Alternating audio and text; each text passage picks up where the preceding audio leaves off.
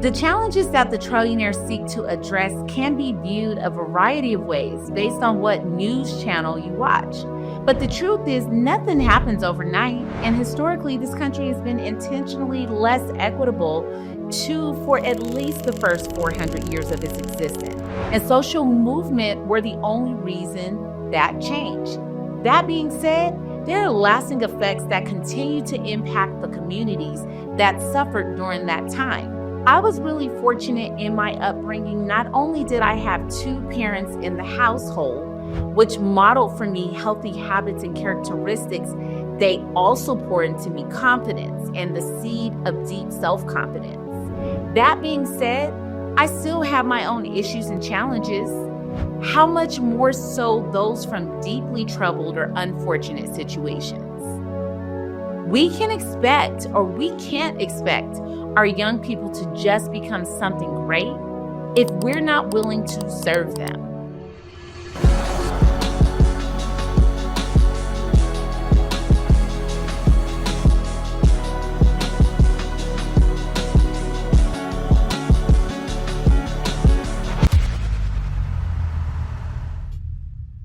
A common misconception for BIPOC youth is that they're unruly, lazy, or otherwise have an aversion to academic and economic development. That's simply not true. Most of us as individuals repeat what was modeled for them. Unfortunately, for some of my BIPOC youth, what was modeled for them was lack, fear, survival, and substance abuse. But that doesn't have to be the end of the story. Often when you hear stories about BIPOC youth, it's in a negative light. From the news outlets to journalists to social media, many BIPOC youth in underserved communities tend to be viewed as deeply problematic, violent, hyperactive, among other things. But we believe the youth are resilient, fun, curious, want more options. And if those are cultivated, we believe those outcomes will be drastically different.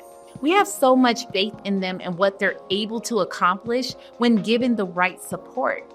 Our programs like Empower Her Trail, Empower His Trail, these programs are strictly voluntary and demonstrate that there's an appetite for a new approach, and we're here to support their needs within our programs. I believe in staying close to those serving the community and those in philanthropic spaces so that I'm always learning. So I reached out to Dianne Myles, a documentarian and community advocate, to hear about how we can better understand the importance of storytelling and community narratives.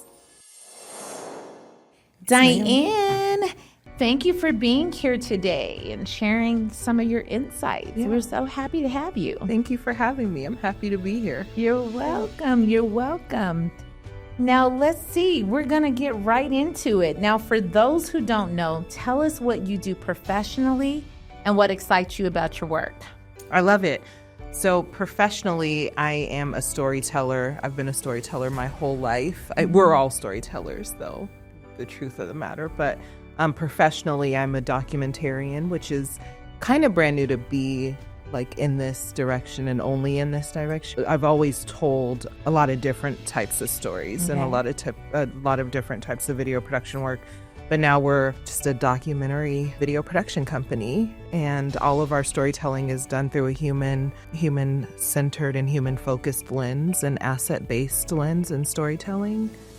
That's who I am and what I do. Okay.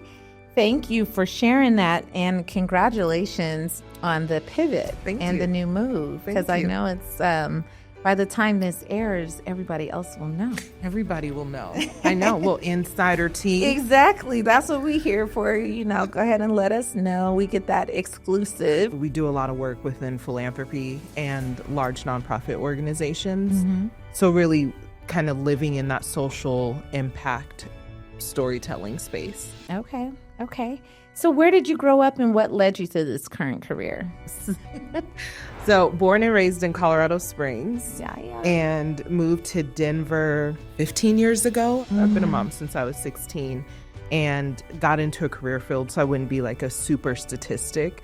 and worked in HR and just did that. And after my mom passed and I left Colorado Springs, I really wanted to find my happy. And I've always found my way into storytelling in the video production world, so kind of did it on the side whenever I could. One day, I decided that life is meant to be lived happy, and I quit my job and decided to pursue finding my happiness, and that was like 2016. Ooh, almost 10 years ago. Yeah. And so then when did you first begin creating the actual content? And just take me back to that moment. Yeah, so life takes you in all kinds of different directions. So I quit my job, and I remember sitting at home and I didn't know what I was going to do. Even though I'd been in storytelling and had done a bunch of shows, I had a real talk with Dianne, Myles in my 20s. All those videos are hidden, so you'll never find them. Really? But yeah. Okay. Yeah, nobody's going to do that. Okay. You know? Yeah. So, no thank you. You won't find those videos anywhere. But but when I quit my job, I didn't know what I was going to do. So I was sitting at home, and I'd always worn suits and, stuff to work. I ran an HR department. And one day I was getting ready to take my kids to work, and my son came out. He'd be so worried about life. And he was like, it was probably a week after I quit my job, and I was just taking him to school in my pajamas, like getting up and let's go. And my son was like, do you not have a job anymore? And I said, no, I quit. And he was like, are we going to be homeless? Oh, no. And I was like, baby, we will not be homeless. I don't know what I'm going to do, but I promise you we will not be homeless. And I dropped him off at school, and I went back home. And I was sitting there like, what do I want to do? And I started Googling, and I found Emily Griffith had a video production course coming up in June. And well, this had to have been 9 years ago then, because I was turning 31 and I was going skydiving, and I took my kids with me. So I this is the beginning of May that I quit my job. So this is in May that my son asked me this. I went skydiving on May 30th, and then came home. So I came home after I dropped him off and started school at Emily Griffith that following June. And while I was in there, I had an inspiration to start a mommy vlog called Dope Mom Life. And so that was the beginning of my video production company, but it was a mommy vlog originally. Okay. And then can you tell me about that moment once you realized that this is what you were meant to be doing in your life and your career? Yeah. So while I was in school, I received a scholarship, and it was like $1,000 scholarship. And if you're from Colorado, like I remember my first apartment was like $500 a month for like a 2-bedroom. And at this time, Colorado just got really expensive. Really fast. Real fast. I'm like, where did it come from? Who did this, California? And why? Yeah. Y'all, it's not even that cool here. Now they all know it is.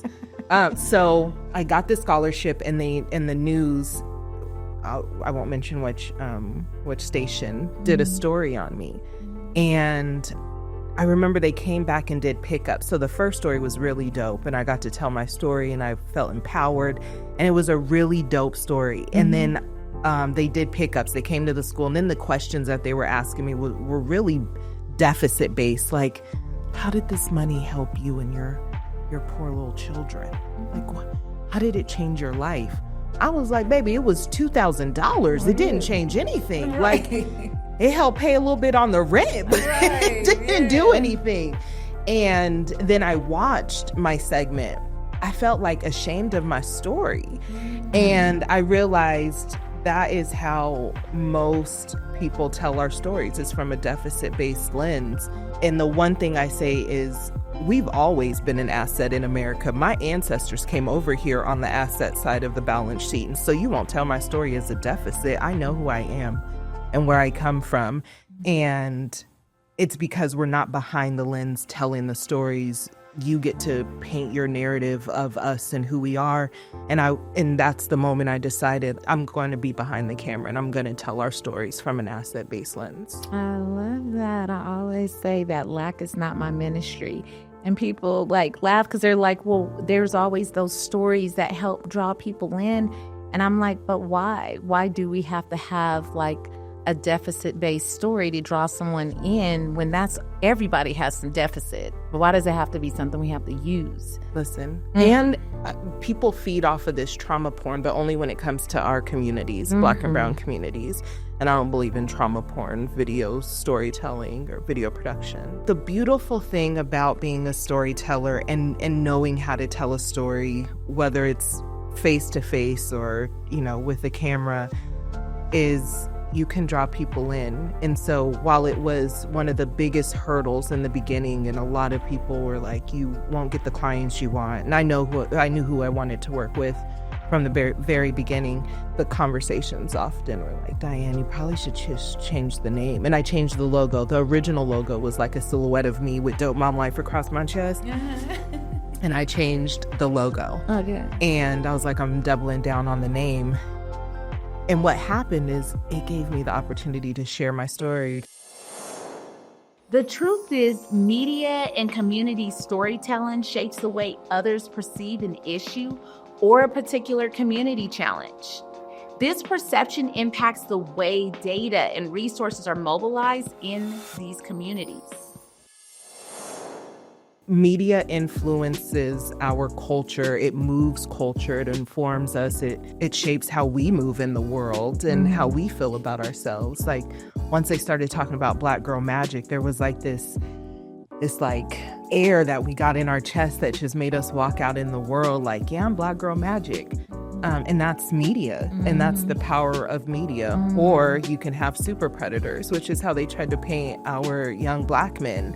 And now you have a group of people who are afraid of our young Black men. And I'm like, 9 times out of 10, they're the softest, gentlest, most beautiful, caring humans ever. So you painting this false narrative, like, it's just media gets to inform how we view ourselves and how others view us. And, America has traditionally been a great marketer as a country. We're not doing so well right now. We're doing, it's not too good. But when other countries would see us and they'd be like, this American dream, all they saw in our videos, in our marketing campaigns, were like, come to America, it's beautiful. And they had like beaches and all of the beautiful things. And then people would get here and they would see like our people experiencing homelessness and our under-resourced communities. And they'd be like, this is just like back home. Right. Like, y'all been feeding us a false narrative. So we see how powerful media is. It made other countries believe that we just loved and cared about all of our people. And yeah, it informs us and shapes everything. It's true indeed. And so as a Black woman in media, where are you seeing the most need for diverse creators and perspectives?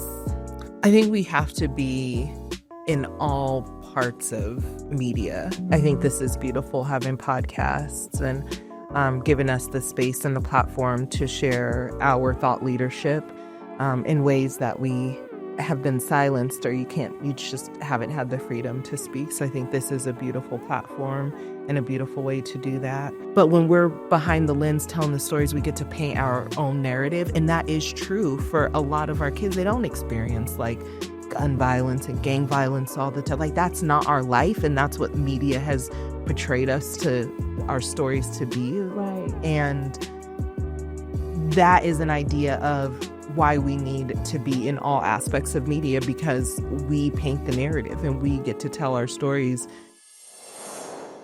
Donors, philanthropists, and corporate social investors, they must remain close to those who are at the forefront of these issues rather than relying on media outlets whose priority is to maintain ratings, views, listenership, etc. Many of these same organizations have historically struggled to be human-centered, equitable, and non-biased in their coverage. So I worked for the AJL Foundation, and originally it was a team of 2. It was Christy and I, and we were just partners in the work. So we did everything together. There wasn't like, yes, I was, the community investments manager and managed that, and she was the ED.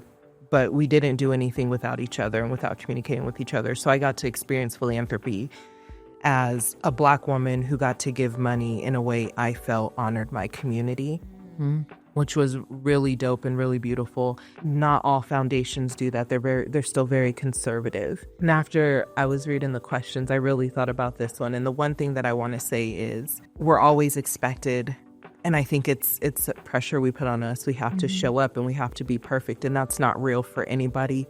You make mistakes. White people in America have had the opportunity to fail and make mistakes and go bankrupt, and then can still hold the highest office in America as president, and can bankrupt a number of companies, and then the country, and then just the whole country. And when it comes to Black people, we're like, oh, they did this or they did that. Now it messed it up for the rest of us. And that's not real. We need to fail in order to get where we're going. I wouldn't be here today. I wouldn't have the success I've had if I wasn't afforded the opportunities to fail.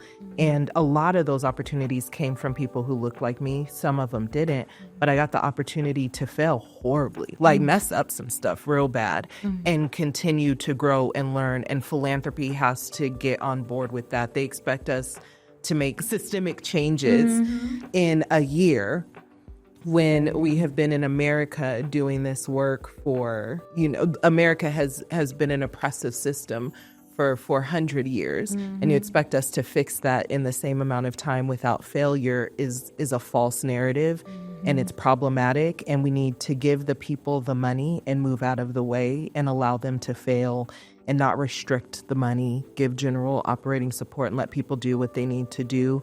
And yeah, are some people going to mess it up? Yeah, that's real for every community. And it's a little bit of money. And it's a little bit of money. Because they're not even money. making those massive, they're not even taking a risk that would actually impact what they gave. So you're talking about just dropping some little coins and being like micromanaging in that way. Well, you know wanting what? a major outcome. Well, wanting major outcomes. I released the attachment to DEI recently, and it was the most beautiful thing I've ever done. And the reason it was so beautiful is because whenever we attach DEI to something, we put a box around it. So like historically, a foundation, they'll give 120K. As soon as we make something diverse, they'd be like, okay, we're going to cap it. We're going to give X amount of money to X amount of organizations. But before that, people was getting $200,000. Now they're getting 10. Like, so I released the attachment to DEI because I was like, nah, give me the 200,000 like you were giving them other organizations that don't exist today anymore. Exactly. 200,000. Exactly. So I released the attachment to DEI because I'm like, nah, just give us the money and get out of our way and give us real money. Like real money. So I mean, you're not even going to get the chance to actually grow the money, the opportunity to do impact investing, endowments, things that actually can play in a market, or because you're in the beginning, you're building infrastructure. Haven't even gotten a chance to get to systems or anything else. That can be like a long time. No. And the reality is you need money that's working in the stock market in order to grow your organization. You can't depend on grants to continue to fund you year after year. You need the upfront operating capital, and you need money that you can put into an investment account that can give you returns on your investment.